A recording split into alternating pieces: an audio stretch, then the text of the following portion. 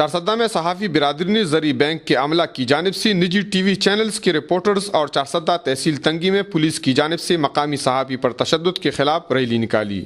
Rally Charsadda تحصیل کے مختلف بازاروں سے گزر کر فاروق اعظم چوک پہنچ گئی، جہاں پر انہوں نے حکومت اور چارسدہ پولیس کے خلاف شدید الفاظ میں نعرہ بازی کی۔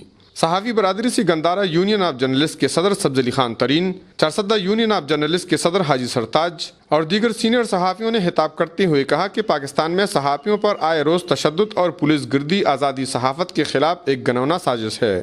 زرعی بینک کے عملہ نے اپنا کرپشن چھپانے کے لیے صحافیوں کو تشدد کا نشانہ بنایا۔ انہوں نے کہا کہ اسلام آباد میں صحافیوں پر تشدد میں پولیس اور حکمرانوں کی پشت پناہی حاصل ہے۔ انہوں نے تحصیل تنگی میں پولیس کی جانب سے مقامی صحافی پر بدترین تشدد کو پولیس گردی قرار دیتے ہوئے اس کی شدید الفاظ میں مذمت کی۔ چارسدہ کے صحافی برادری نے مطالبہ کیا کہ چارسدہ پولیس غنڈہ گردی سے باز رہے اور صحافیوں پر تشدد کے بجائے انہیں تحفظ دے۔ کفایت اللہ، اے نیوز، چارسدہ۔